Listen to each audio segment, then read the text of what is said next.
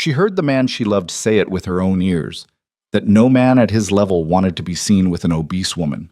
Not one tear fell in front of the crowd, but another man in that room saw everything, and from that moment, her life was never the same again. Stick around to the end of my story, smash that like button, and drop the city you're watching from in the comments so I can see how far this story has traveled. The chandelier light hit the champagne glasses just right, throwing little gold coins of reflection across white tablecloths, and Zariah Brooks stood near the edge of the ballroom doing what she always did at these things. Working. Counting heads, counting plates, counting the seconds until the next disaster, because there was always a disaster. And tonight it had a name, shrimp. She could smell it from 15 feet away. Overcooked, rubbery, the kind of mistake that made caterers sweat and made Zariah's stomach drop. Because Monarch Events didn't survive on charm. It survived on precision, and precision didn't forgive rubber shrimp at a $5,000 a plate gala. She excused herself from her boyfriend's side with a practiced smile, the kind she'd perfected over 15 years of swallowing her own irritation in rooms full of people who tipped more than her rent. Marcus barely noticed her leave. He was deep in conversation with a hedge fund guy whose watch probably cost more than her car, laughing at something that wasn't funny. The laugh he saved for men who could write checks. She didn't think anything of it. That was the thing nobody told you about heartbreak. It never announced itself. It just waited in a hallway behind a half-closed door, dressed up as something ordinary. The kitchen corridor smelled like butter and panic. She found the catering manager, a wiry man named Dale, who looked like he hadn't slept since Tuesday, and laid into him quiet and fast, the way she always handled crises. No yelling, just ice. Replayed it, now. You have 4 minutes before table 6 notices. Dale nodded like a man being handed a lifeline and scrambled. She turned back toward the ballroom floor, smoothing the front of her dress, rolling her shoulders back the way her mother taught her. Stand like you belong in every room, baby, because you do. And that's when she heard his voice. Marcus's voice. Low, private. The kind of voice men use when they think the room has emptied out around them. She stopped behind a marble pillar, not because she meant to eavesdrop, but because her body simply stopped moving before her mind caught up, the way it does when something in the air shifts and some animal part of you knows to freeze. She's incredible, man.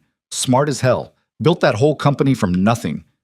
That part warmed her, for half a second, the way his words always could when he wasn't performing for anyone.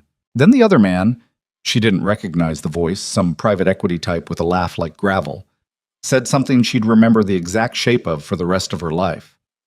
So when's the wedding? A pause. The kind of pause that tells you everything before a single word fills it. I love her. Marcus's voice again, quieter now, almost ashamed of itself. I do. But come on. No man at this level wants to be seen with an obese woman.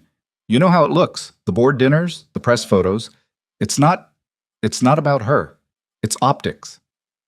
Optics. The word landed in her chest like something physical, like a fist closing around her ribs from the inside.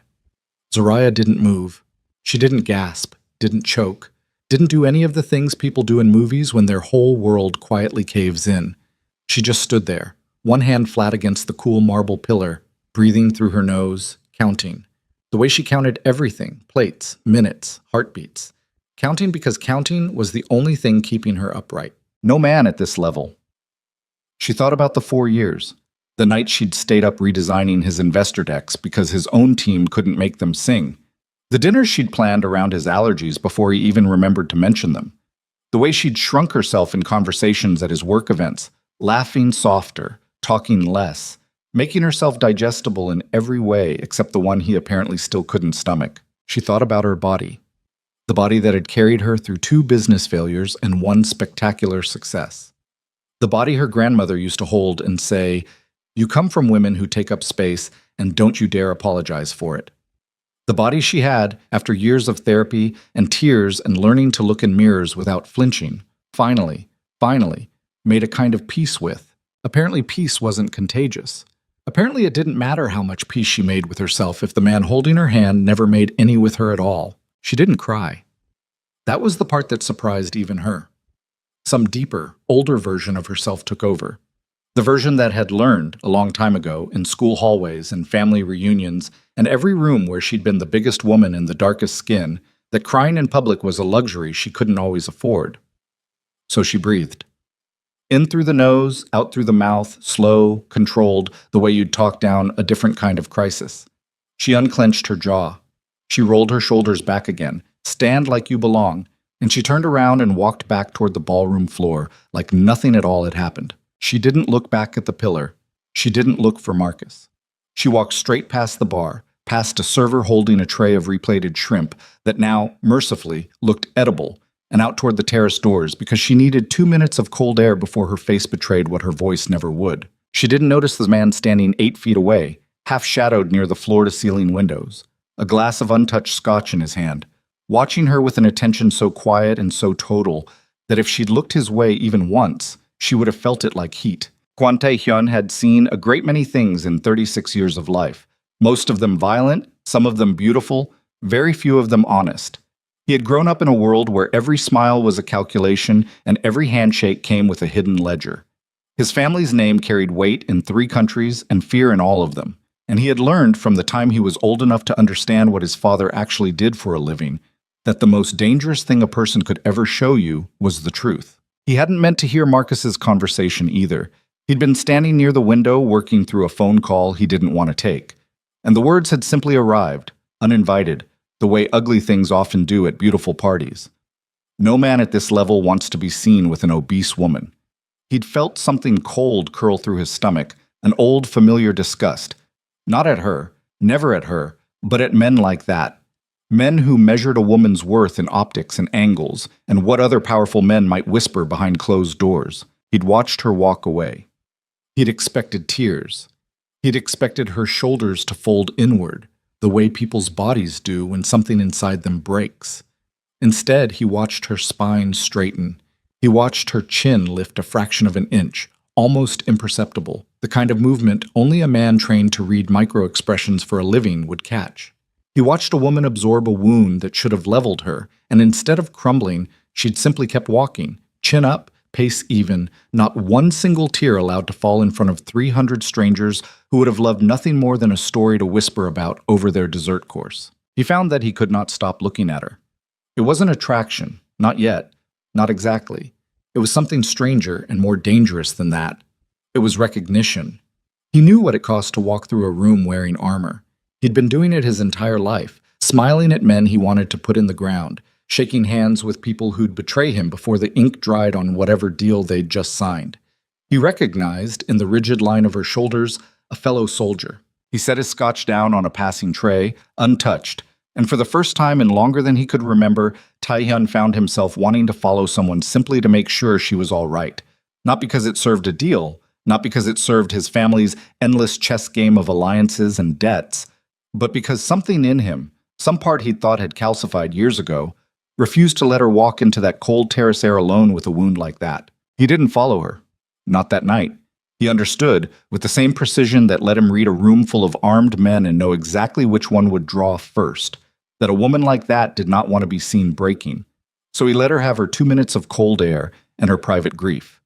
And he simply remembered her face, filed it away the way he filed away everything important, permanently, completely, without effort. He didn't even know her name yet. That would change in 9 days, when his assistant slid a folder across his desk containing event proposals for the Kwon Foundation's upcoming cultural festival, and there, on page 4, beneath a photograph of a ballroom she'd transformed into something that looked like captured starlight, was a name. Monarch Events, founder and CEO, Zariah Brooks. He stared at that photograph for a long time, longer than any business decision had ever required of him. And when his assistant asked, hesitant, whether he wanted to review other proposals before deciding, Tae-hyun said only 4 words, quiet, final, the same tone he used when a decision in his world meant life or death.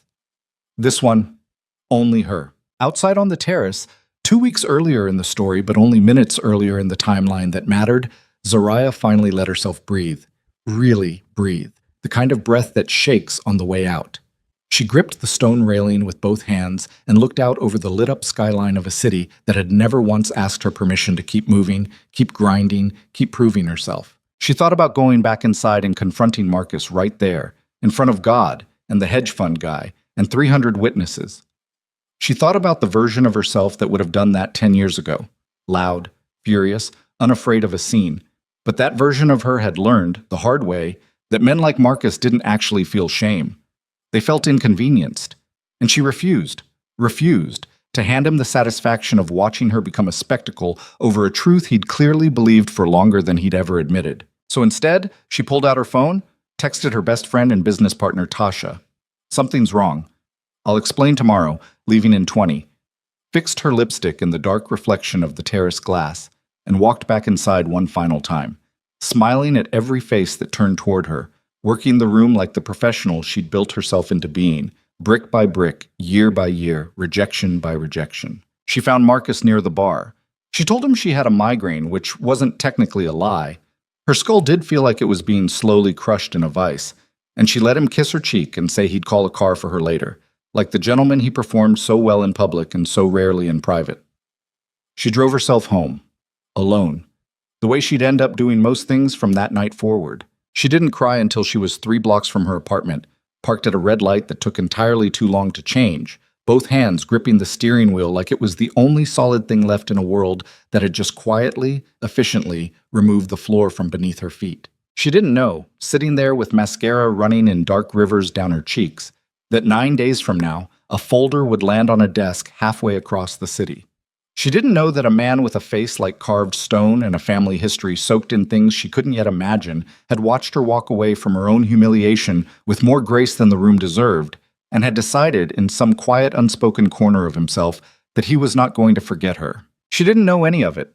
All she knew, sitting at that red light with her makeup ruined and her chest hollowed out, was that for the second time in her life, a man had looked at everything she was. Her mind, her loyalty, her empire built from nothing, and decided her body made all of it negotiable. She wiped her face with the back of her hand, hard, almost angry with herself for crying at all. And when the light finally turned green, she drove forward into a darkness that felt, for the first time in a long time, completely and terrifyingly empty. She had no idea that darkness wasn't permanent. She had no idea that somewhere in that ballroom, a man who controlled more power and more danger than she could fathom had just made a silent, unbreakable decision about her. And that decision would, in less than 2 weeks, walk straight back into her life wearing the calm, unreadable face of a client. The folder sat open on Tasha's desk for 3 full minutes before either of them said a word. Zarya stared at the photograph clipped to the top page. Kwon Tae-hyun, dark suit, unreadable eyes, the kind of face that gave nothing away even in a still image, and felt something cold crawl up the back of her neck. "No," she said. "Zarya, no. Absolutely not." Tasha leaned back in her chair, arms crossed, the particular posture she used when she was about to fight Zarya on something and already knew she'd win. "It's the biggest contract this company has ever been offered. You understand that, right? You understand what you're about to say no to?" "I understand exactly what I'm saying no to. I'm saying no to a man whose family is rumored to run half the import business on the West Coast through 6 shell companies. I'm saying no to walking into rooms with people who carry guns under their tuxedos. I built Monarch out of nothing, Tash. I am not about to torch it because the money's good. The Kwan Foundation is legitimate. It's a registered nonprofit. They fund hospitals. They fund scholarships for Korean American kids who can't afford college. You think a man builds that kind of public reputation if he's got bodies buried in his backyard?" Zarya didn't answer right away. She picked up the folder, flipped to the budget page, and felt her stomach drop a second time. Not from fear this time, but from the number staring back at her. It was enough to clear every line of debt Monarch had carried since the lean years. It was enough to hire 3 more full-time staff. It was enough to finally stop lying awake at 3 in the morning doing math in her head. "He specifically requested you," Tasha said, quieter now, watching her face.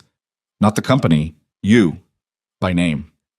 "That's not reassuring, Tash. That's the opposite of reassuring. Maybe he just likes your work. Nobody just likes anything about a stranger enough to write that number on a piece of paper." Zarya set the folder down and pressed both palms flat against the desk, breathing slow, the way she'd been breathing a lot lately, ever since the gala, ever since the words "no man at this level" had taken up permanent residence somewhere behind her ribs.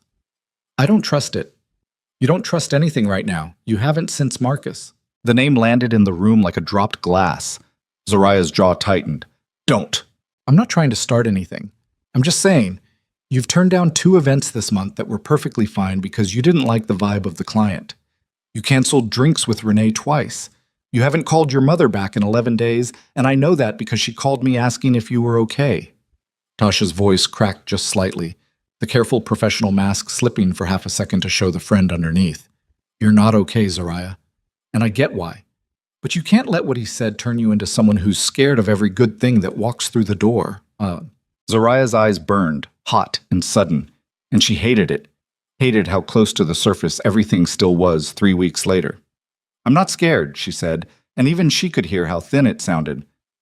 "Then take the meeting. One meeting. If he gives you a bad feeling in person, walk. I'll back you no matter what. But don't say no to the rest of your life because one man made you feel small at a party." Zariah looked down at the photograph again. Taehyun's eyes, even flattened into print, seemed to be looking directly through her, patient, unblinking, the way a predator watches something it has already decided not to chase but to wait for. "One meeting," she said finally. "One meeting," Tasha agreed, and the relief in her voice was not subtle at all. The Kwan Foundation's offices occupied the top 4 floors of a glass tower downtown, and Zariah hated, on principle, how impressive it was.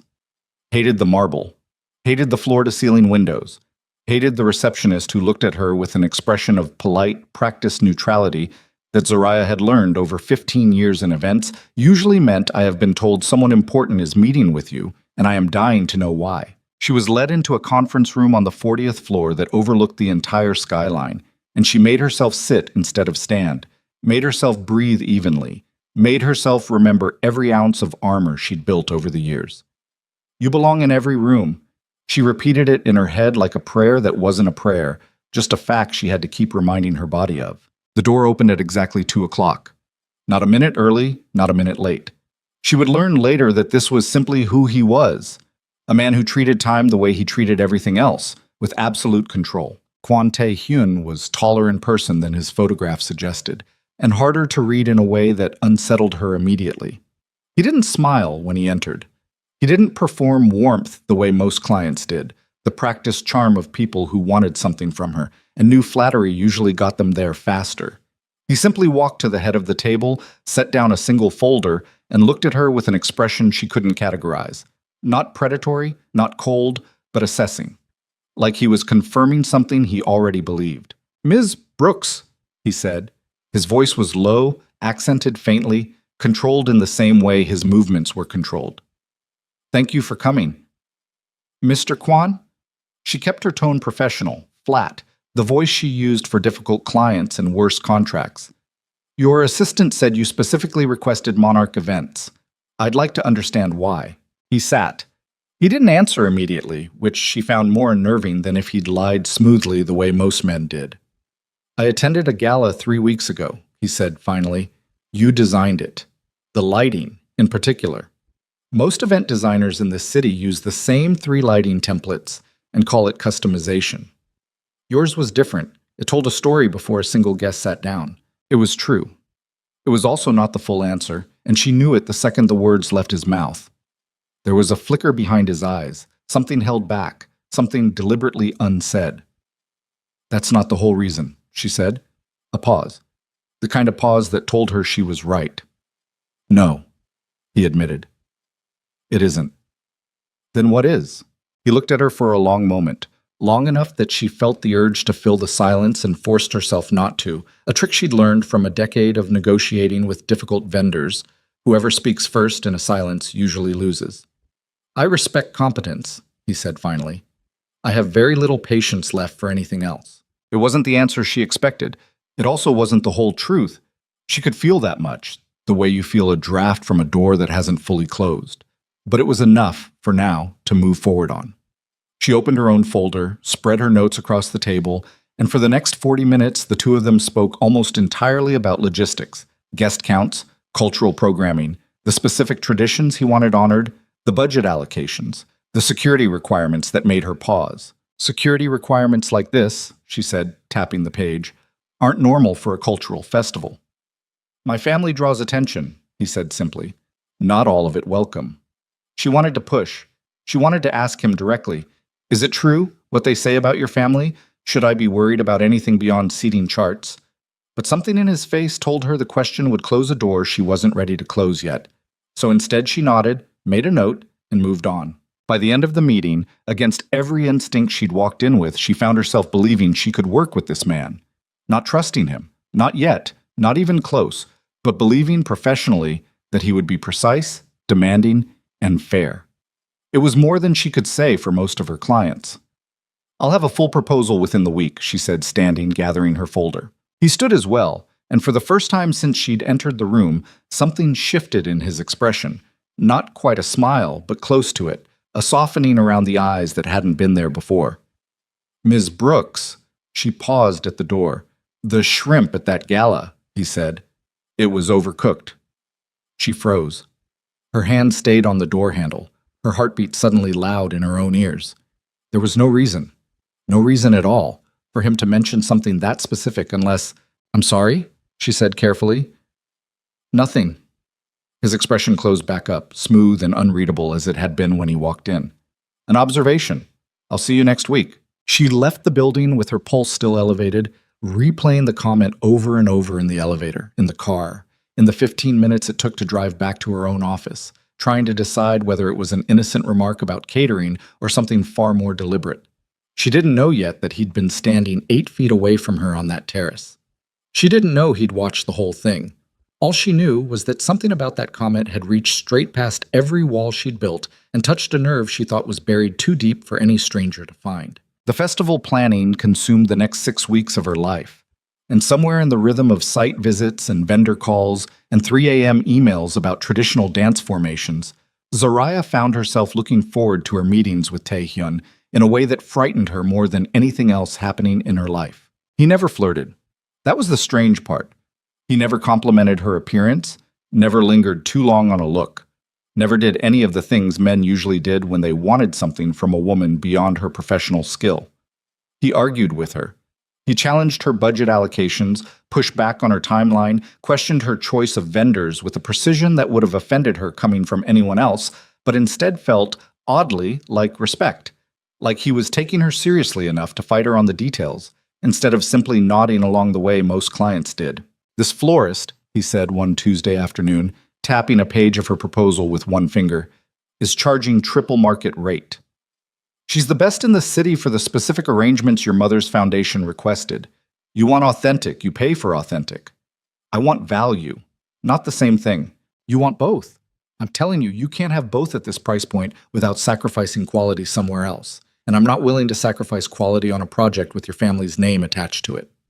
He looked at her for a long beat, something unreadable passing behind his eyes. And then, for the first time since she'd met him, he actually smiled. Small, brief, real. "Fine," he said. "Keep the florist." It became a pattern. He pushed, she pushed back, and somewhere in the friction they found something neither of them had words for yet. Not quite friendship, not yet anything more, but a kind of mutual respect that felt, to Zoraya, more dangerous than any flattery he could have offered. Flattery she could dismiss. This, being seen, being argued with as an equal, being trusted to know her own field better than he did, this she didn't have a defense built for. She told Tasha about it over wine one Friday night, the two of them curled on Zoraya's couch with takeout containers scattered across the coffee table. "He's different," Zoraya admitted, swirling her glass. "I don't know how to explain it. He doesn't perform anything. He just is what he is, even when what he is unsettles me." "Does he unsettle you?" Zoraya was quiet for a moment. "Yes, but not in the way Marcus did. Marcus unsettled me because I never knew what he actually thought of me underneath the act. Taehyun unsettles me because I think he might actually mean what he says, and I don't know what to do with that anymore." Tasha studied her for a long moment, the kind of look best friends give each other when they're deciding whether to say a hard thing. "You know what people say about his family?" "I know. You know that's not just gossip, right? There's been reporting on it. 2 journalists who wrote about the Kwan family disappeared from the public eye entirely after their stories ran.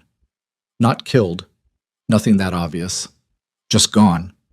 No more bylines, no more interviews, people don't talk about it, but it happened." Zoraya felt the wine go bitter in her mouth. "What are you saying?" "I'm saying be careful. I pushed you to take this contract because the money was good, and because I thought you needed something to pull you out of the hole Marcus left. I didn't think you'd end up actually caring about the man whose family might be capable of making inconvenient people disappear. I don't care about him. The words came out too fast, too defensive, and they both heard it. Zariah, I don't. We work together, that's all this is. Tasha didn't argue further, but the look on her face said everything she wasn't saying out loud. And long after Tasha left that night, Zariah sat alone on her couch, staring at the dark television screen, turning the conversation over and over, trying to convince herself it wasn't true, and failing more completely each time she tried. The first real fracture came 3 weeks before the festival, on a night neither of them planned for. Zariah had stayed late at the foundation offices reviewing final seating arrangements when Tae-hyun arrived unannounced. His tie loosened, a tightness around his eyes she hadn't seen before. He didn't say anything at first. He simply stood in the doorway of the conference room watching her work, and something about his silence made the hair on her arms stand up. "You're here late," she said, not looking up from her laptop. "I had a difficult call." "Business?" "Family." He said the word the way other people said the names of diseases. He crossed the room and sat across from her, loosening his tie further, and for the first time since she'd met him, he looked tired. Not the polished, controlled exhaustion of a busy executive, but something deeper, older, the exhaustion of a man carrying weight that never set down. "You want to talk about it?" she asked. "No." "Okay." She kept working, giving him the silence he clearly needed, and after a few minutes he spoke again, his voice quieter than she'd ever heard it. "My father wants me to marry someone, a woman from a family and soul with connections, the kind that strengthen alliances. He's been pushing it for months. Tonight he gave me a deadline." Zariah's hand stilled on the keyboard. She told herself the sudden tightness in her chest was simple professional curiosity, nothing more, and she did not believe herself even a little. "What did you tell him?" "I told him I'm not interested." Taehyun looked up, and his eyes found hers with an intensity that made her breath catch in her throat. He asked why. I didn't have an answer he would accept. The air in the room felt suddenly thinner. What answer didn't he accept? He didn't answer the question directly. Instead, he said, "Do you know why I requested Monarch events specifically, Miss Brooks?" "The real reason." Her heart was pounding now, loud enough she was certain he could hear it across the table. "You said you respected competence. That was true. It wasn't complete." He leaned forward slightly, his voice dropping lower. "I was at that gala 3 weeks before I hired you. I saw what your boyfriend said about you. I saw the way you walked away without giving him the satisfaction of your tears. I have spent my entire life around people who perform strength because they're terrified anyone will see the truth underneath. You weren't performing.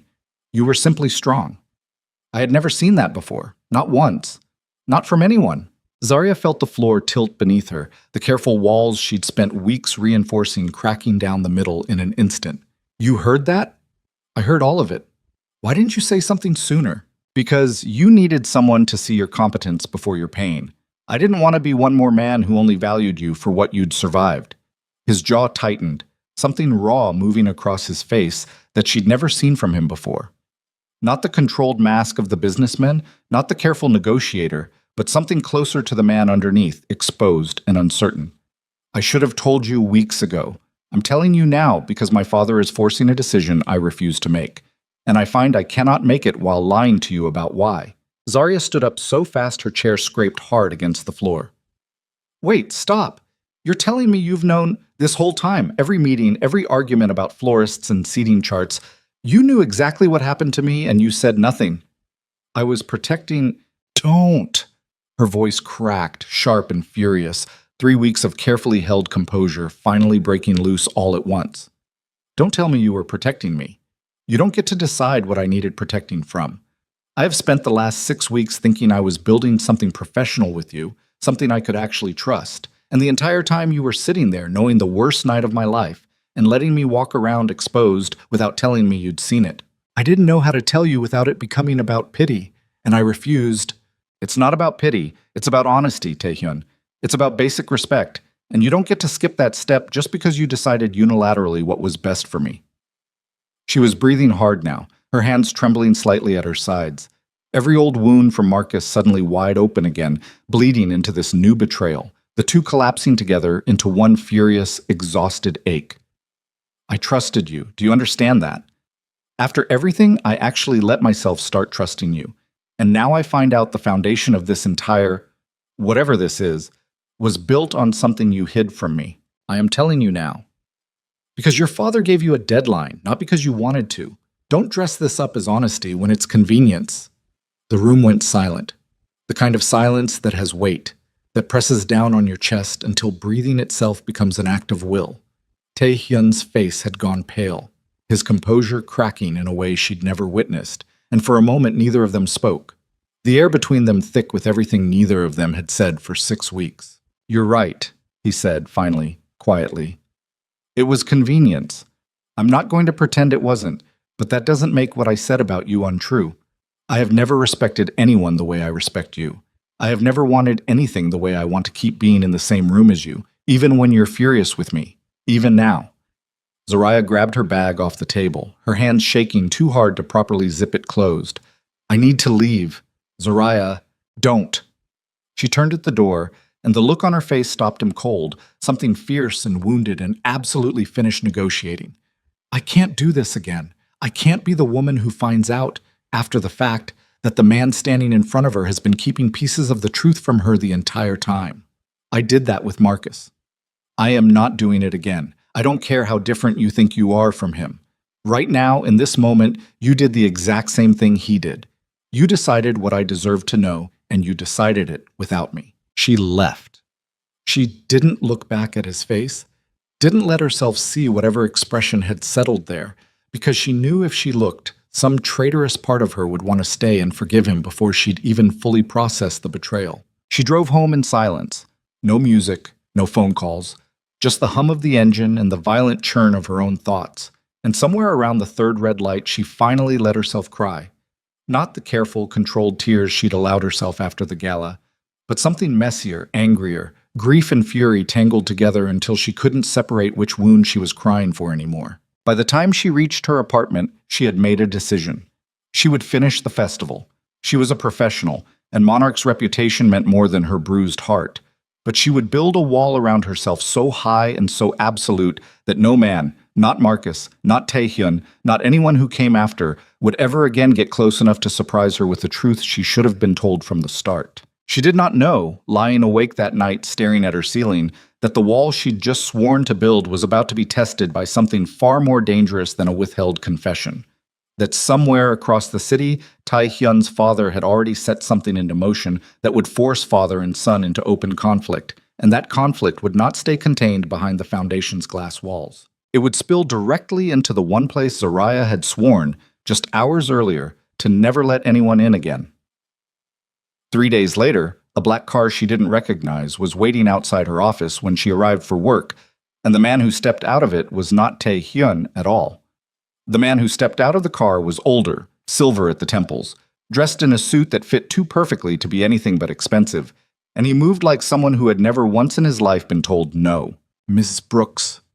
His English was precise, clipped, each word measured out like currency he resented spending. "My name is Kwon Min-jae. I believe you've heard of me." Zoraya's stomach dropped straight through the sidewalk. She knew the name. Tae-hyun had mentioned it exactly once, in the same breath as the word deadline, and she had spent 3 sleepless nights since then trying not to think about what kind of man could put that particular weight behind his voice. "Mr. Kwon." She kept her own voice level, the same flat professional register she used for difficult vendors, even as her pulse hammered hard enough to feel in her throat. "I wasn't expecting you." "No, I imagine you weren't." He gestured toward the open car door, an invitation that wasn't really an invitation at all. "5 minutes of your time. I think you'll find it worth your while."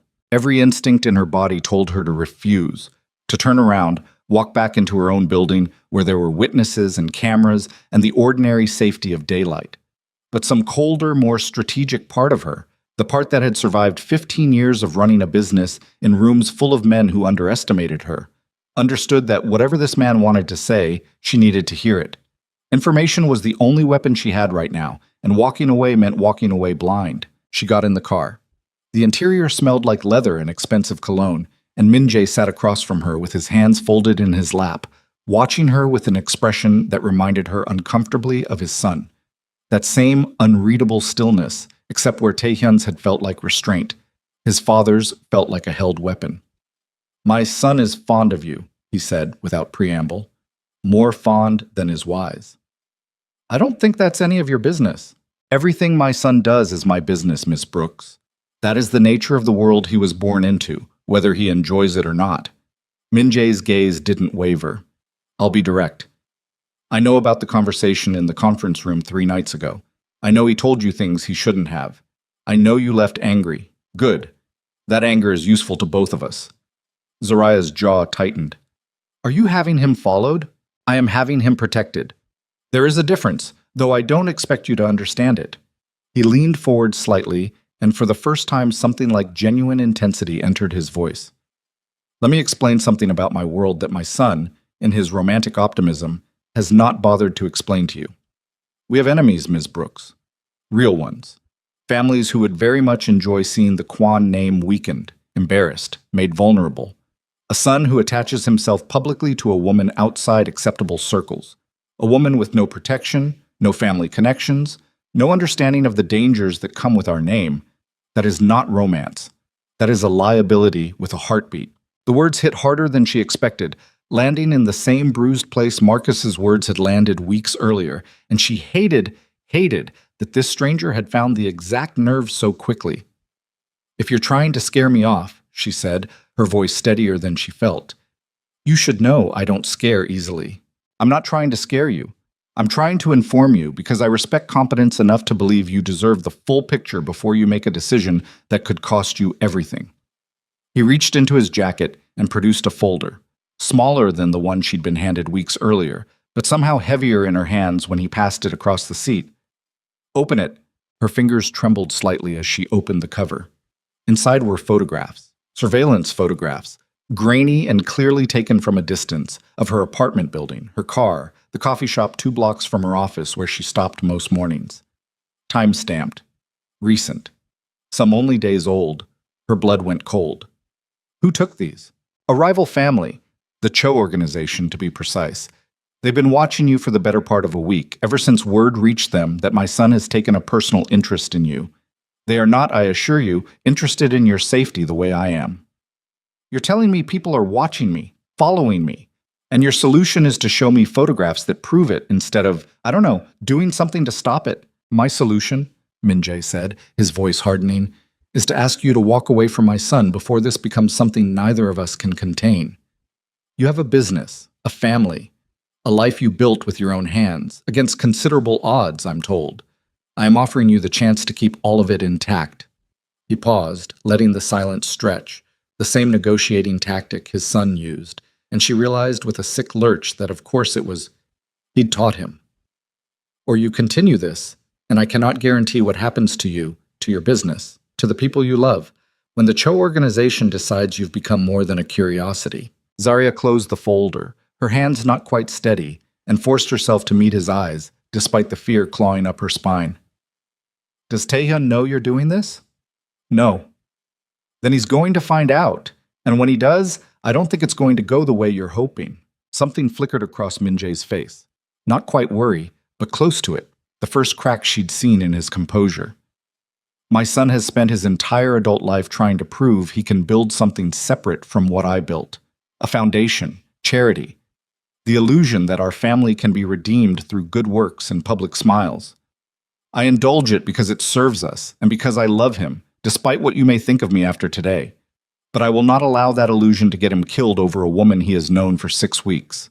Then maybe, Zariah said, her voice shaking now, with something closer to fury than fear, you should worry less about controlling who he loves and more about why your family has enemies dangerous enough to put me under surveillance in the first place. Min Jae studied her for a long moment, and something in his expression shifted. Not respect, not quite, but acknowledgement. The recognition of an opponent who refused to fold simply because the cards looked bad. You're braver than is good for you, he said finally. Take the folder. Think carefully about what I've said. The festival will proceed. I won't sabotage my own foundation's event over this, but after it concludes, I expect this connection between you and my son to end. Quietly. Without scenes. For both your sakes. She got out of the car without another word, her legs unsteady beneath her, the folder clutched against her chest like something radioactive. She didn't look back as the car pulled away. She stood on the sidewalk outside her own office for nearly a full minute, breathing hard, trying to process the photographs, the threat dressed up as fatherly concern, the casual mention of an organization apparently dangerous enough that even Min Jae seemed to take it seriously. She thought about calling Tai Yun. Her phone was already in her hand, his name already pulled up on the screen, before she stopped herself. I trusted you. Do you understand that?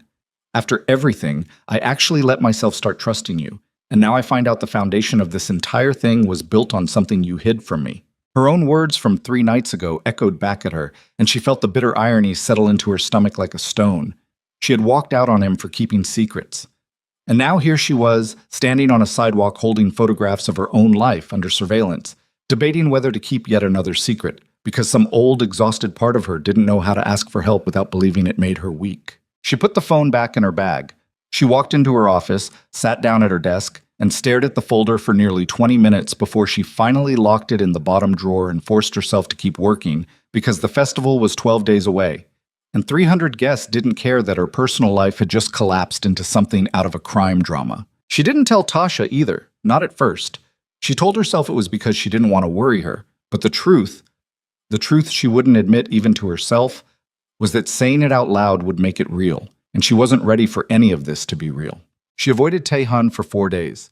She communicated through emails, kept meetings short and strictly professional, routed every question through his assistant whenever possible. He noticed. Of course he noticed. The man missed nothing. She'd learned that much about him over 6 weeks.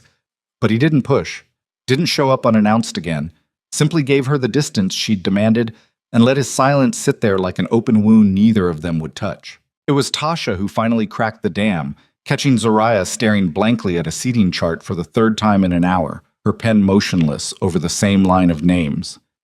Okay, Tasha said, closing her laptop with a decisive snap. What is going on with you? Nothing. I'm tired.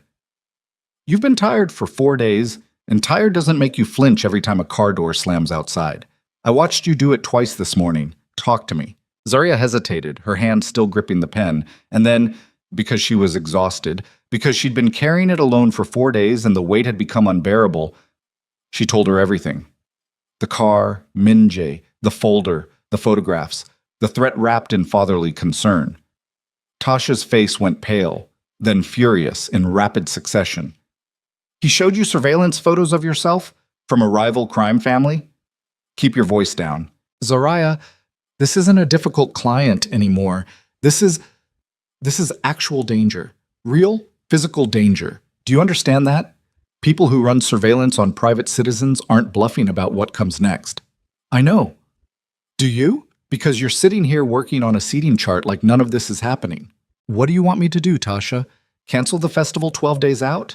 Walk away from the biggest contract this company has ever had because some old man in a nice suit tried to intimidate me? Zaraya's voice cracked, all the carefully held composure of the last 4 days finally splintering at once. I have spent my entire career proving I don't scare. I'm not about to start now, no matter how many photographs of my apartment building some stranger shows me. This isn't about proving anything. This is about your safety. I know that. The words came out louder than she intended, sharp enough that 2 staff members at the far end of the office glanced over before quickly looking away. Zoraya pressed the heels of her hands against her eyes, breathing hard, trying to push down the fear that had been sitting like a stone in her chest for 4 days straight. I know that, Tash. I don't know what to do with it. I don't know whether to be angry at Tae-hyun for putting me in this position just by caring about me, or angry at his father for threatening me, or angry at myself for not seeing any of this coming when I let myself start trusting him in the first place. Tasha's expression softened, the fury giving way to something gentler, more worried. Have you told him, Tae-hyun? No.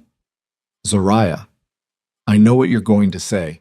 You walked out on him for hiding something from you, and now you're hiding something from him, something that's actually dangerous, not just emotionally complicated. Tasha leaned forward, her voice firm but kind. I'm not saying you owe him forgiveness. I'm saying you owe yourself the truth about why you're not telling him, and I don't think it's because you're protecting some moral high ground. I think you're scared, and you don't know how to ask for help without it feeling like losing. Zarya didn't answer. She didn't trust her voice not to break if she tried. The decision was made for her 3 days later, in the worst possible way. She was leaving a vendor meeting downtown, walking the 2 blocks back to where she'd parked, when a black sedan pulled up alongside her on the empty side street, moving slow, matching her pace exactly.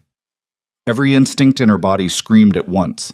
She quickened her steps. The car quickened with her, with the window rolled down. A man she'd never seen before, younger than Min Jae, harder faced, with a scar cutting through one eyebrow, leaned slightly toward the open window. "Miss Brooks, get in the car." "No." She kept walking, her heart slamming against her ribs, her hand already digging for her phone in her bag. It wasn't a request. The car pulled ahead of her and stopped at an angle, blocking the sidewalk, and 2 more men got out, calm, unhurried, the casual confidence of people who had done this before and knew exactly how it would end. Zoraya's mind went white with panic, every careful plan of composure she'd built over 15 years evaporating instantly in the face of pure animal fear. "I'm calling the police," she said, her voice shaking despite every effort to control it, her thumb already pressing buttons on her phone screen. The scarred man closed the distance between them in 3 quick strides and snatched the phone directly from her hand before she could complete the call, his grip bruising tight around her wrist for 1 brutal second before releasing. "Mr. Cho would like a word?" he said, his English accented, clipped. "You can come quietly, or we make this difficult. Your choice. But you are coming." Zoraya's breath came in short, panicked bursts, her eyes darting up and down the empty street, searching desperately for anyone. A witness, a car, anything, and finding nothing but closed storefronts and indifferent windows. The street had emptied with a precision that told her, with sick certainty, that it hadn't emptied by accident. "Taehyun," she said, the name leaving her mouth before she'd even decided to say it, a desperate, useless invocation. "If you hurt me, he will—" "He will what?" The scarred man's mouth curled into something cold and amused. "Start a war he cannot finish? We are counting on exactly that, Miss Brooks. You are not the target. You are the message." They put her in the car. She didn't fight. Some clear, terrified part of her brain understood that fighting 3 armed men on an empty street would only end one way, and she needed to stay alive long enough to find a better moment. But her whole body shook violently as the door closed and the car pulled away, the city sliding past the tinted windows in a blur she couldn't focus on, her mind racing through every possible outcome and finding none of them good.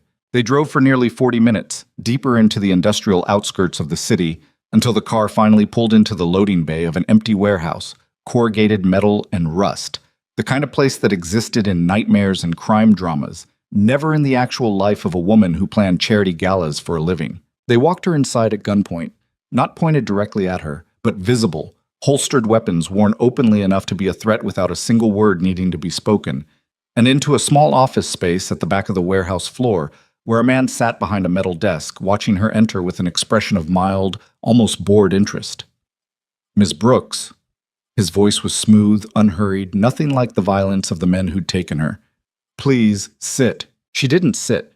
Her legs were shaking too hard to trust, but standing felt like the only piece of control she had left, and she clung to it. "Who are you?" "My name is Cho Da-sung. I imagine Kwon Min-jae has already shown you a photograph of his own paranoia and called it concern. Did he tell you why we're watching you?" "He said your family wants to weaken the Kwon name." Dae-sung smiled, slow and humorless. "He told you a simplified version. Convenient, the way men like him always simplify the truth into whatever serves them best." He stood, walking around the desk, his movements unhurried, almost lazy, in a way that frightened her more than open aggression would have. Tae-hyun Kwan's grandfather and my grandfather built an empire together, decades ago. Equal partners, equal shares. And then, 20 years before either of us was born, the Kwan family decided equal wasn't enough. They eliminated my grandfather's claim through means I won't bore you with, and built their current fortune on the bones of an agreement they broke in blood. His eyes hardened, all pretense of pleasantness draining from his face in an instant. We have been waiting 20 years for an opportunity to remind them what betrayal costs. You, Ms. Brooks, walked directly into our hands. Zarya's mouth went dry. I have nothing to do with any of that. No, you don't. But Taehyun cares about you. Enough that his father felt the need to threaten you personally, which tells us exactly how much leverage you represent. A man in love makes mistakes a man protecting only money? Never would.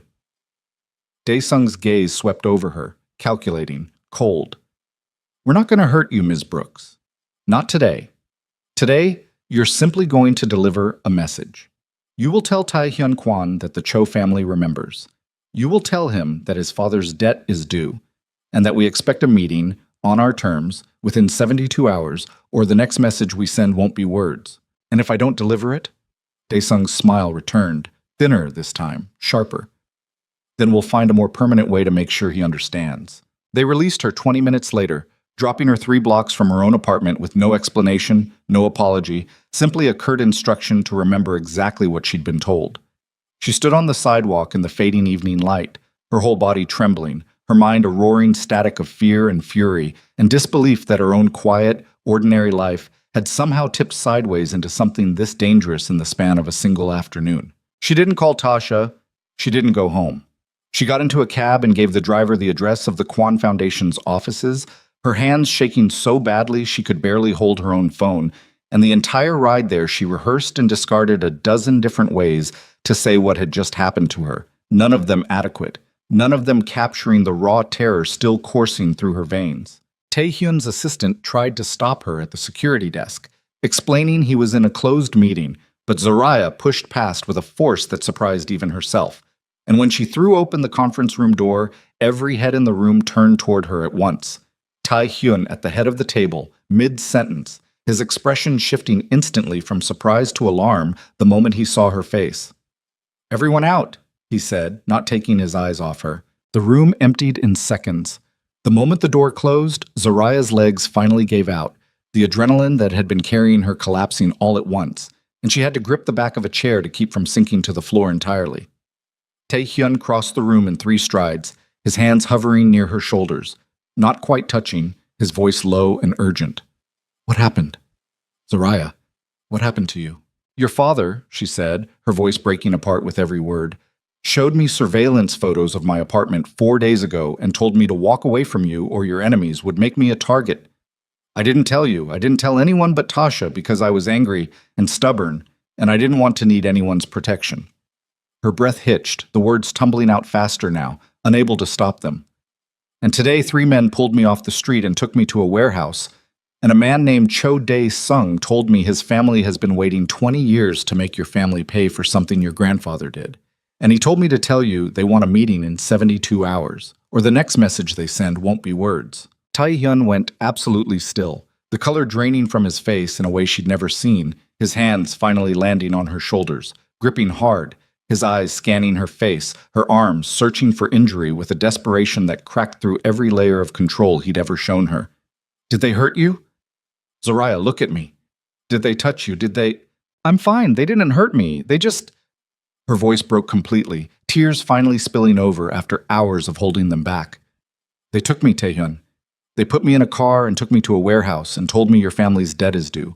And I have never been so afraid in my entire life, and I didn't even know who to call. Because the one person I should have been able to call was the one person I'd been avoiding for 4 days.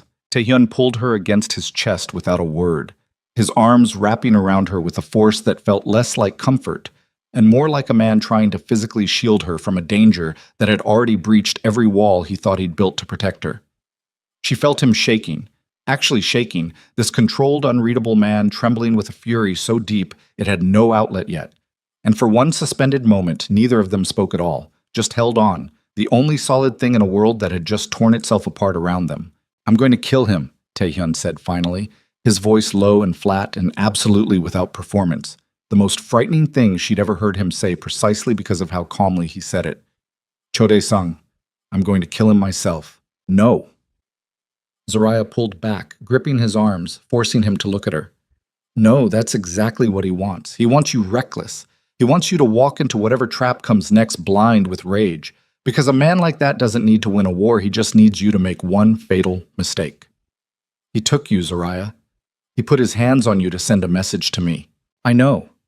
And I'm furious and terrified, and I have never in my life wanted to hurt someone the way I want to hurt the men who put me in that car today. But you running at this with fury instead of a plan gets you killed, and it gets your father killed. And it very possibly gets me killed too, because I am apparently the leverage now, whether either of us wanted that or not." Or Tae-hyun's jaw worked, the muscle ticking visibly beneath the skin, every instinct in him clearly screaming to act, to retaliate, to do something with the violence boiling under his controlled surface. But he held himself still, breathing hard through his nose, and slowly, visibly, forced the fury back down into something he could use instead of something that would use him. "My father," he said finally, his voice tight. "He went to you. He threatened you. He never told me any of this. He said you'd find out eventually. I don't think he expected it would be like this." Tae-hyun's eyes went dark with a fury that had nothing to do with the Cho family at all, and Zaraya realized, watching his face, that whatever fragile trust remained between father and son had just shattered as completely as the trust between herself and Tae-hyun had 3 nights earlier. Except this fracture came with armed men and warehouses, and a 72-hour deadline that was already impossibly counting down. "I need to call my father," he said. "And then I need to figure out exactly what kind of meeting Dae-sung thinks he's calling, because men like him don't request meetings to negotiate. They request meetings to finish things." Zaraya felt the full weight of what he was saying settle over her like ice water, the realization crystallizing with terrible clarity that the next 72 hours weren't going to be about festivals or florists or careful professional distance anymore. They were going to be about survival, hers, his, and possibly everyone connected to either of them. And there was no wall high enough, no distance careful enough to keep her safely on the outside of it anymore. She had walked into Min-jae's car 4 days ago, telling herself she could handle whatever truth he showed her. She had told herself, standing on that sidewalk with the surveillance photos clutched to her chest, that she would not let fear dictate her choices. She hadn't understood. Not really. Not until this exact moment, with Tae-hyun's hands gripping her shoulders and his eyes burning with a fury barely held in check, that the choice had already been made for her the moment Cho Dae-sung's men pulled their car up alongside her on that empty street. There was no version of her life now that didn't include this. No quiet exit, no professional distance, no careful wall thick enough to keep the danger on the other side of it. "Tae-hyun." Her voice came out steadier than she expected, something hardening inside her even through the fear, some old stubborn core of her refusing to simply be a message passed between dangerous men. "Whatever happens in the next 72 hours, I am not running from this. I am not going to sit in my apartment waiting to find out whether I survived someone else's war. If I'm already the target, then I want to know everything. Your father's history, the Cho family, all of it. Because I refuse to walk into the next version of that warehouse blind again." He studied her for a long moment, something complicated moving behind his eyes. Fear for her, she realized, tangled together with something that looked almost like awe. And then he nodded once, slow and final. "Then sit down," he said, "because what I'm about to tell you about my family is going to change everything you think you understand about the danger you just walked into." She sat. Her hands wouldn't stop shaking, so she pressed them flat against her thighs and made herself breathe, made herself listen, while Tae-hyun paced the length of the conference room like a man trying to outrun his own bloodline. 23 years ago, he said, "my grandfather and Cho Dae-sung's grandfather ran the same operation. Equal partners. When the business expanded into legitimate import-export, my grandfather decided equal wasn't profitable enough. He had his partner removed. Not killed outright. Worse than that in some ways. Stripped of everything. Bank accounts frozen through manufactured fraud charges. Properties seized. The Cho family went from controlling half an empire to scraping by in a 2-room apartment in Incheon within 18 months. His voice was flat, reciting it like a confession he'd rehearsed in his head 1,000 times and never once said out loud. My father built his entire legitimate reputation on top of that betrayal. The foundation, the scholarships, the hospitals. All of it sits on bones nobody talks about. And you knew this the whole time. I learned it when I was 19. I have spent 17 years trying to build something separate from it." He stopped pacing, finally, and looked at her with an exhaustion that aged his whole face. "I failed. Today proved that. Whatever I build, it's still standing on the same ground." Zaraya's phone buzzed against the table. Tasha. 3 missed calls. A string of texts asking where she was, whether she was safe. She silenced it without reading further, her mind too full to hold one more thing. What happens in 72 hours if your father refuses the meeting? They escalate. They've waited 20 years, Zaraya. They're not going to wait much longer. And if he agrees, then we walk into a room with people who have spent 2 decades planning exactly how they want this to end, and we hope the math still favors us. Taehyun's jaw tightened. It doesn't currently. They have more men, More weapons. More reason to want this finished tonight than we have reason to want it finished slowly. The door burst open without a knock. Min-jae stood in the frame, his composed exterior finally, completely gone. Tie loosened, hair disheveled, an expression on his face Zariah had never imagined a man like him capable of wearing. Fear. You told her, he said to his son, not even glancing at Zariah. Everything. She earned the right to know everything the moment your enemies put her in a car. Taehyun crossed the room in 3 furious strides, getting directly into his father's space, taller, younger, every ounce of restraint Zariah had watched him exercise for 6 weeks finally cracking open. You went to her, you threatened her, you let her face Daesung's men with no protection and no warning, and you didn't think that was worth mentioning to me. I was trying to end this before it started. You started it 23 years before either of us was born. Taehyun's voice rose sharp and raw, echoing off the glass walls. Don't you dare stand here and pretend you were protecting anyone. You were protecting the lie, the foundation, the legacy. You let a woman who has nothing to do with any of this get taken off the street because you couldn't bear the thought of your own son loving someone honestly instead of strategically. And if I had told you, what then? Min-jae's voice cracked, the first genuine emotion Zariah had seen from him. You would have gone to war 17 years too early, with half the resources we have now, and you would have died exactly the way I have spent 2 decades trying to prevent. I have made choices you will never forgive me for. I made them anyway, because the alternative was burying my son. The silence that followed was so total, Zariah could hear her own pulse hammering in her ears. They want a meeting, Taehyun said finally, his voice tight and controlled again, the fury banked but not extinguished. 72 hours. Their terms. Min-jae's face went gray. Where? They didn't say. Only that Cho Dae-sung expects you personally, or the next message isn't words. Taehyun's eyes cut to Zariah, something protective and desperate moving across his face. And they made it clear she's leveraged now, whether either of us wanted that or not. Min-jae looked at Zariah for the first time since entering the room, and whatever calculation she'd seen in his eyes during their car ride days earlier had been replaced by something far more uncomfortable, guilt, raw, and unpolished. I am sorry, he said quietly. I should never have let this fall on you. I don't need your apology, Zariah said, her voice steadier than she felt.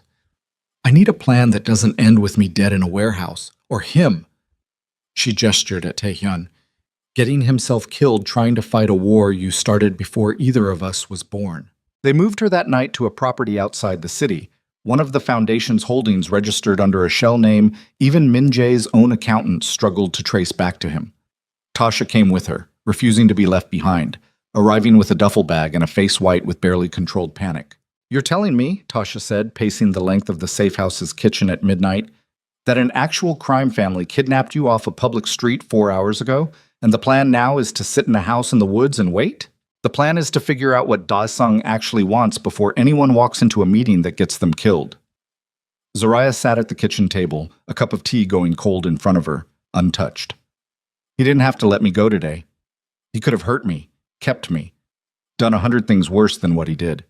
He let me go specifically so I could deliver a message.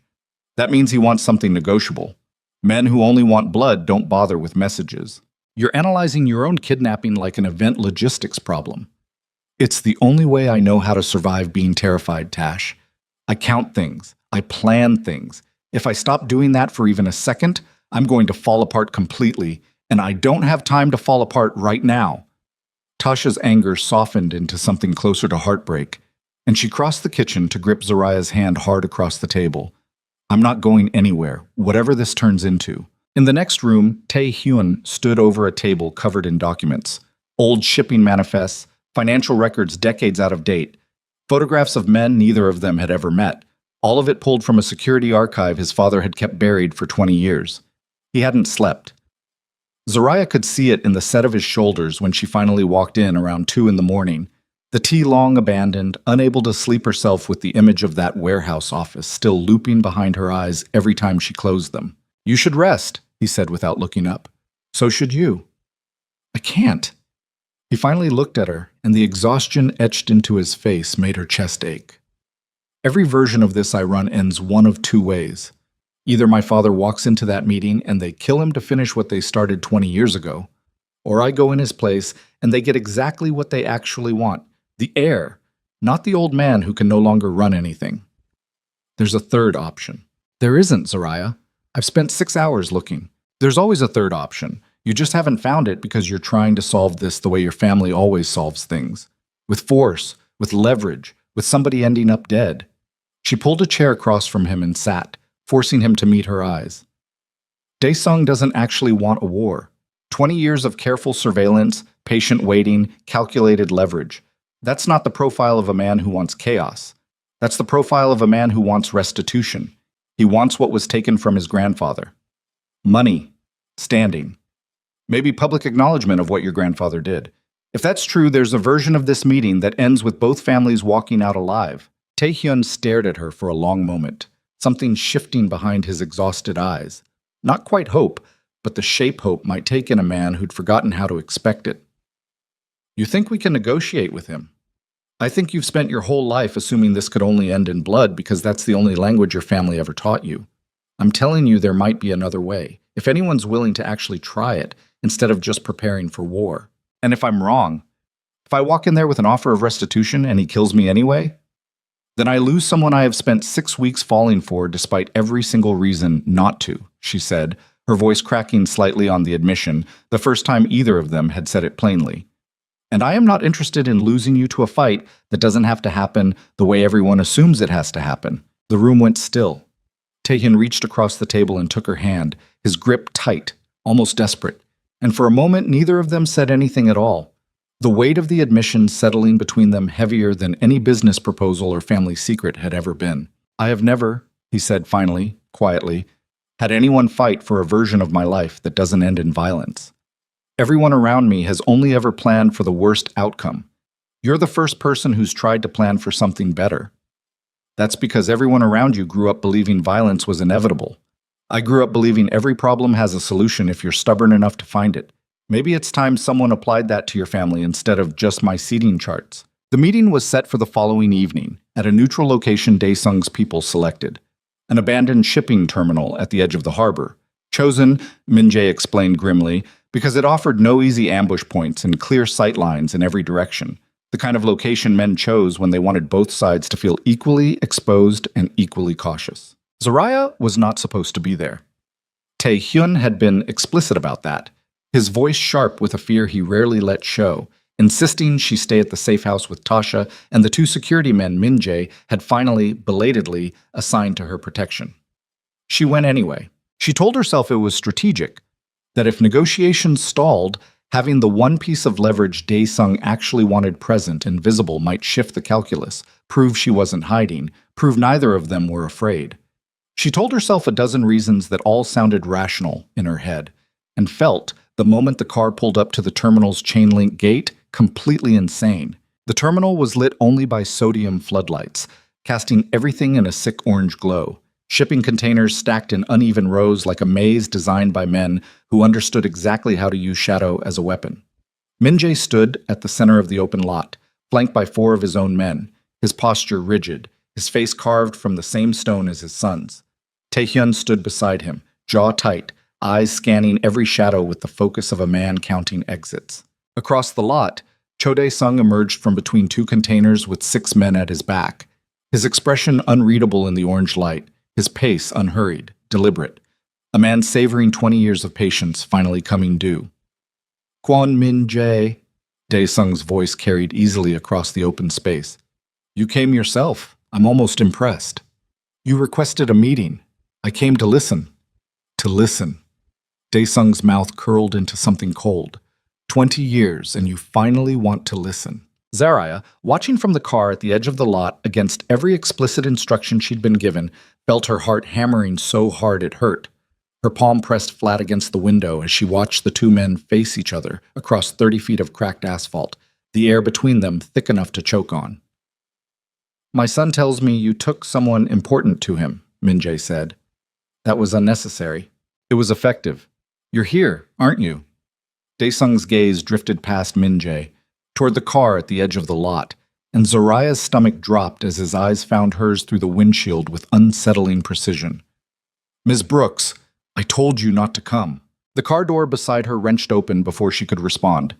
One of Dae-sung's men, the scarred one from the warehouse, gripped her arm and pulled her out into the open lot, and chaos detonated in an instant.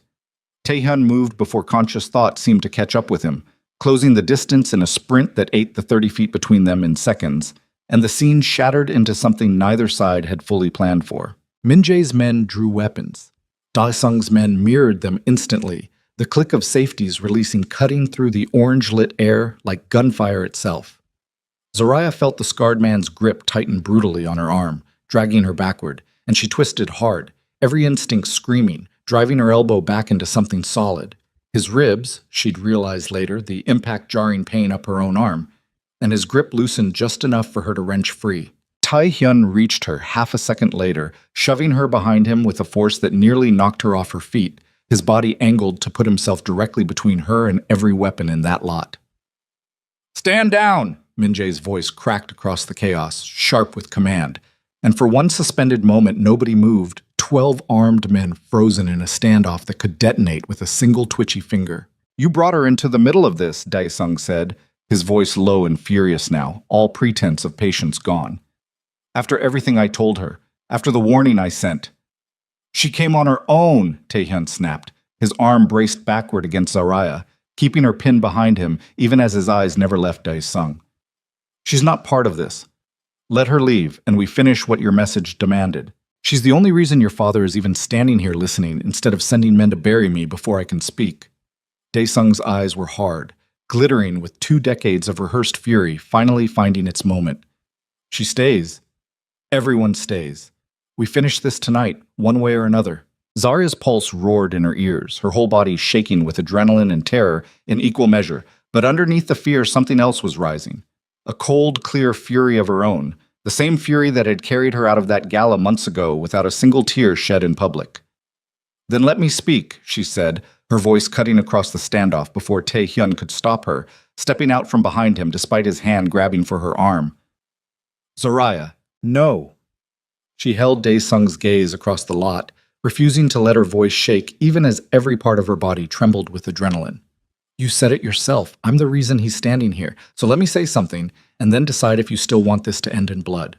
Dae-sung's eyes narrowed, but he didn't raise a hand to stop her, and the silence that followed felt like the entire lot holding its breath. 12 loaded weapons and 3 lifetimes of buried betrayal balanced on the thin edge of whatever she said next. Orchestrated cinematic finale resolving all narrative threads comprehensively. 20 years ago, Zaraya said, her voice carrying across the cracked asphalt with a steadiness she didn't actually feel. "A man took everything from your family because he decided partnership wasn't profitable enough. I know what that does to a person. Not the same scale, not the same violence, but I know what it costs to watch something you built get taken by someone who decided you weren't worth keeping around once they had what they wanted." Her eyes flicked, briefly, involuntarily, to nothing in particular. The memory of a ballroom, a pillar, a sentence she'd never fully stop hearing. "I have spent the last 3 months learning that the people who hurt you rarely pay for it the way you think they should. Sometimes the only justice you get is deciding not to let what they did define the rest of your life. This isn't about my feelings, Ms. Brooks." Dae-sung's voice was flat, but his eyes hadn't left her. "This is about restitution. 20 years of poverty my family lived through because of a betrayal his family has never once acknowledged publicly. Money returned, standing rebuilt. The truth, finally, on record." "Then ask for that." Zaraya took one step forward, ignoring Taehyun's hand reaching for her again. "Ask for restitution. Ask for the truth on record. You don't need bodies on this asphalt to get either of those things. You need leverage, and you've already got more leverage sitting in your hand right now than you'll have once gunfire starts, and half the men in this lot are dead before anyone gets what they actually came for." Dae-sung's jaw tightened.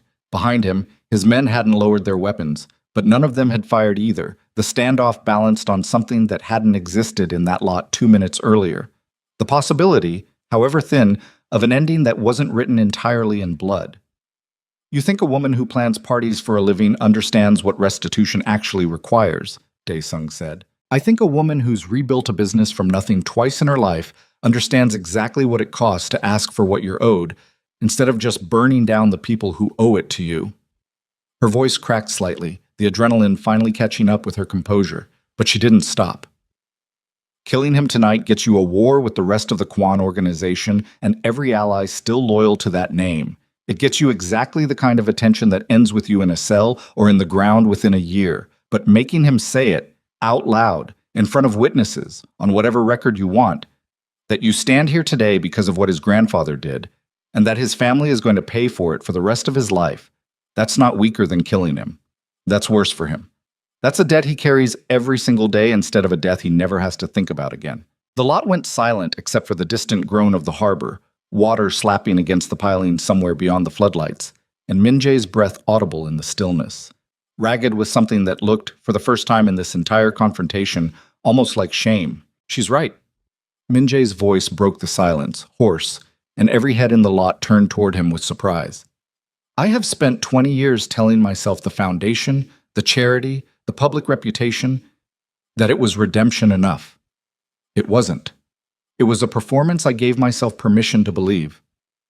He looked directly at Dae-sung, his shoulders dropping in a way that made him look suddenly like an old man instead of the controlled, dangerous figure Zaraya had met in the back of a car days earlier.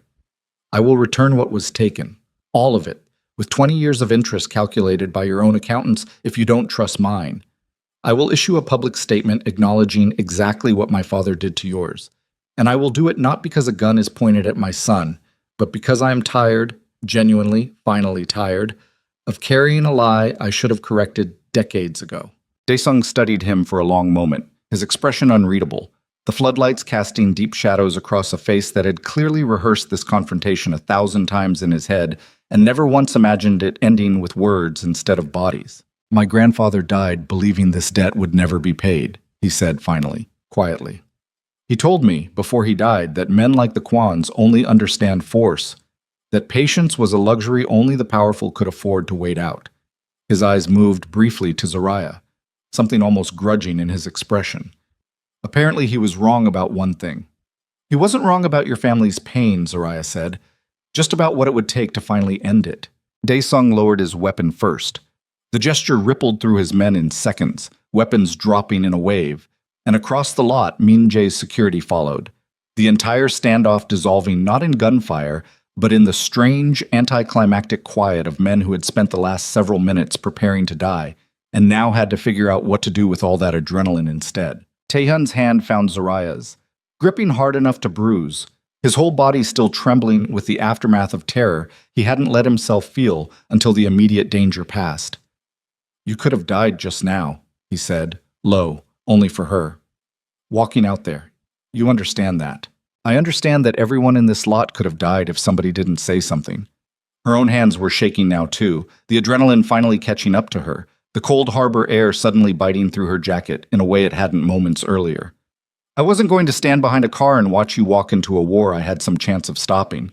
He pulled her into him then, right there in the open lot, in front of his father and Dae-sung, and every armed man who'd nearly killed each other 90 seconds earlier, and held her like he was trying to convince his own body she was actually still breathing. The negotiations that followed took 3 more weeks. Lawyers from both sides, careful accounting of 2 decades of compounded loss, a public statement drafted and redrafted a dozen times until both families agreed it told the truth. Without becoming a weapon, either side could use later. It wasn't clean, it wasn't fast, but it was real, and by the time the ink dried on the final agreement, something had shifted in the air between the Kwan and Cho names that hadn't existed in 20 years. Not friendship, not yet, maybe not ever, but the absence of a debt that had been quietly poisoning both families since before either Tae-hyun or Dae-sung had been born. Zarya didn't attend the final signing. That part, she told Tae-hyun honestly, wasn't her story to be present for. But she sat with him the night after it was finalized, in his apartment overlooking the same skyline she'd stared at from a gala terrace months earlier with mascara running down her face, and watched him exhale for what felt like the first time in weeks. My father wants to meet your family, he said, sitting beside her on the couch, his tie long gone, his shirt collar open, exhaustion etched into every line of his face in a way that somehow made him look younger instead of older. Properly. Not surveillance photos, an actual dinner. That's going to be a conversation considering the last time your father showed up in my life, he handed me pictures of my own apartment building. He knows. He's prepared for you to make him work for it. A small, tired smile pulled at the corner of his mouth. He told me, actually, that he respects you more than almost anyone he's negotiated with in 30 years. He said most people fold when they're shown a folder like that. You didn't fold. You got angry, and then you got smart, and then you walked into an armed standoff and talked two crime families out of killing each other. I got lucky. You got brave, there's a difference, and I watched you choose it. He turned toward her fully, his hand finding hers, threading their fingers together with a tenderness that still, even now, caught her off guard. I owe you an apology I haven't given properly yet, for the conference room, for deciding what you deserve to know and when you deserve to know it. You were right to walk out that night. I should have told you everything the day I hired you, not weeks later when my father forced my hand. You're right, you should have. She didn't soften it, didn't let him off easy, because some old, hard-won part of her refused to ever again accept an apology that came wrapped in excuses. But you also showed up at that warehouse, at that meeting, willing to put yourself between me and a war that had nothing to do with me, and willing to listen when I told you violence wasn't the only answer. That's not nothing, Taehyun. That's not the same man who kept secrets in a conference room 6 weeks ago. I'm trying to be a different man than the one my family raised me to be. I know. I've been watching you try. She leaned her head against his shoulder, the city lights spread out beneath them. The same skyline, transformed now into something that looked, for once, less like a battlefield and more like a place she might actually be allowed to feel safe in. I'm not asking you to be perfect. I spent years with a man who performed perfection and meant none of it. I'd rather have someone honest about his failures who's actually trying to do better, every single time, than someone who never admits he's wrong at all. The cultural festival, delayed twice during the worst of the crisis, and nearly canceled entirely, finally happened 6 weeks later than originally planned, and it became, without question, the largest and most successful event Monarch Events had ever produced. Zariah stood at the edge of the grand pavilion that evening, watching 3,000 guests move through traditions she'd spent months researching and honoring. Traditional drummers near the entrance, calligraphy demonstrations along the eastern wall, food stations representing 6 different regional cuisines, lanterns strung overhead in patterns that told, if you knew how to read them, an actual story about resilience and homecoming. It was, by every professional metric she'd ever used to judge her own work, the best thing she'd ever built. Tae-hyun found her near the lantern installation, 2 glasses of champagne in hand, his suit immaculate, the exhaustion of the last 2 months finally beginning to fade from his face. It's extraordinary, he said, handing her a glass. You built all of this from nothing in under 4 months, through what was possibly the most dangerous season of my entire life, and it doesn't show a single crack of strain anywhere. It shows plenty of cracks. I'm just very good at hiding them in good lighting. She allowed herself a small, tired smile, the first genuinely easy smile she'd worn in weeks. That's the whole trick of this business, you know. Nobody ever sees the chaos behind the curtain. They just see the result. I think that might be the truest thing you've ever said about yourself. She didn't answer that because she knew exactly what he meant. And across the pavilion, through the crowd of laughing guests and clinking glasses, she caught sight of a face she hadn't expected and hadn't prepared herself to see. Marcus. He stood near the bar in a suit that probably cost more than she remembered him owning, a different woman on his arm, his expression shifting through surprise and discomfort the moment his eyes found Zariah across the room. He hadn't been invited. She was certain of that, certain enough to feel her pulse spike with something between fury and disbelief. But someone, some mutual connection in this small, overlapping world of Chicago's wealthy circles, had clearly brought him along as a +1 to an event he had absolutely no business attending. Taehyun's hand found the small of her back, steady, grounding, and she realized he'd followed her gaze and understood exactly who he was looking at without needing to be told. Do you want me to handle this? He asked, his voice low, careful. Or do you want to handle it yourself? I want to handle it myself. She set her champagne glass down on a passing tray, smoothed the front of her dress, a gesture she hadn't realized until this exact moment was the same one she'd made on the night this entire story began, and walked across the pavilion floor toward him.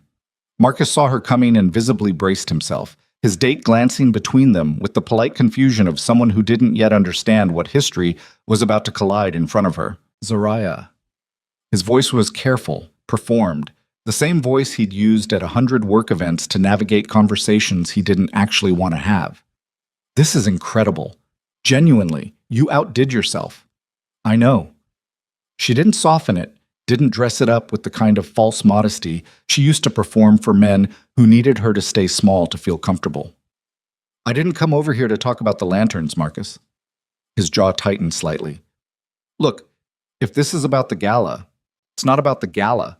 It's about the fact that you stood 8 feet away from me in a room full of people and decided my body was a liability to your career, and then you let me find out by accident instead of ever once being honest with me directly.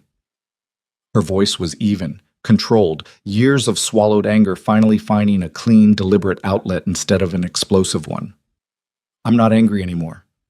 I want you to understand that because I think you're standing there bracing for a scene, and I'm not going to give you one. I just want you to know that I'm not the same woman who used to make herself smaller in rooms like this to make men like you comfortable. I stopped doing that the night I overheard you, and I am never going back. Marcus's gaze flicked almost involuntarily toward Tae-hyun, who stood a respectful distance away, watching with an expression of quiet, contained intensity that needed no words to communicate exactly what he thought of the man standing in front of her. He treats you well? Marcus asked, and something in his voice, grudging, almost sincere, surprised her. He treats me like an equal, which is more than you ever managed in 4 years. She held his gaze a moment longer, watching something settle in his face, some quiet, belated recognition of exactly what he'd lost and exactly why he'd lost it. I hope you figure out, eventually, that the problem was never my body, Marcus. It was that you needed a woman small enough, in every sense of the word, to never challenge how small your own confidence actually was. She turned and walked away before he could respond. Her shoulders back, her chin level, the exact posture her mother had taught her decades earlier. Stand like you belong in every room, baby, because you do. Except this time, for the first time in longer than she could remember, she actually believed it without having to force the belief into place. Taehyun met her halfway across the floor, his hand finding hers, and didn't ask what had been said. He didn't need to. He could see it in the way she walked back toward him, lighter somehow, like she'd set down a weight she'd been carrying so long she'd forgotten its exact shape. I'm proud of you, he said quietly. I'm proud of myself, she said, and meant it, the truth of it settling into her chest with a kind of peace she hadn't felt since long before that gala, long before Marcus, long before she'd learned to brace herself for rejection before it even arrived. Near the end of the evening, as the crowd began to thin and the lanterns burned lower against the darkening sky, a server passed between them with a tray of small appetizers, and Tae-hyun reached out, took one without looking, and bit into it with the easy, distracted motion of a man whose mind was elsewhere. His face changed instantly. Still overcooked, he said, half laughing, holding up the offending piece of shrimp with genuine disbelief. After everything, after all of it, still overcooked. Zariah burst out laughing. Real laughter, the kind that came from somewhere deep and unguarded. The first laughter that pure and unself-conscious she'd allowed herself in months. And the absurdity of it, the sheer impossible coincidence of the exact detail that had started this entire chapter of her life, now bookending it months later, hit her with a force that left her breathless. Of course it is, she managed, wiping at her eyes, laughing and crying at once in a way that felt less like grief now and more like release. Of course it's the shrimp. It's always the shrimp. I think, Taehyun said, setting down the offending appetizer and pulling her gently against him, that we should consider it good luck from now on. Every overcooked shrimp we ever encounter for the rest of our lives. A reminder. A reminder of what? That the worst nights sometimes turn out to be the beginning of the best ones. That I was standing 8 feet away from you on the worst night of your life, and instead of looking away the way everyone else in that room did, I couldn't stop looking at you. And that everything that's happened since then, every secret, every threat, every gun pointed across a shipping yard, none of it changed the thing I knew the moment I watched you walk away from that pillar without a single tear. That you were the strongest person in that entire room, and I wanted, more than I have ever wanted anything in my life, to be standing somewhere you'd let me stay. Zarya looked up at him, the lantern light catching the lines of his face, the exhaustion and relief and quiet devotion all tangled together in his expression, and she found, for the first time in longer than she could remember, that she had no walls left standing between them. Not because the walls had been torn down by force, but because she had finally, deliberately, chosen to set them down herself. I spent 15 years, she said quietly, believing my worth had to be negotiated, that I had to make myself smaller, quieter, easier to love, before anyone would actually choose to stay. You never once asked me to be smaller. Not even when it would have been easier for you. Not even when your own father stood in front of me with photographs and a warning. I would rather lose everything my family built than lose you to a version of safety that required you disappearing. She didn't have an answer for that. Not a clever one, not a guarded one, nothing built to protect herself from the weight of being fully seen. So she simply pulled him down and kissed him, slow and certain, in the middle of a pavilion glowing gold with lanterns she'd designed herself, surrounded by 3,000 strangers who had no idea they were witnessing the exact moment a woman finally, completely, stopped waiting for someone else's permission to believe she deserved this. Months later, standing before the mirror in her own bedroom on an ordinary Tuesday morning, getting ready for an ordinary client meeting about an ordinary spring wedding, Zariah paused and looked at herself the way she rarely allowed herself to watch really looked, taking in the body that had carried her through every version of herself she'd ever been. The same dark skin her grandmother used to hold with such fierce, unapologetic pride. The same plus-size frame that had once felt, in rooms full of careless men, like something to apologize for.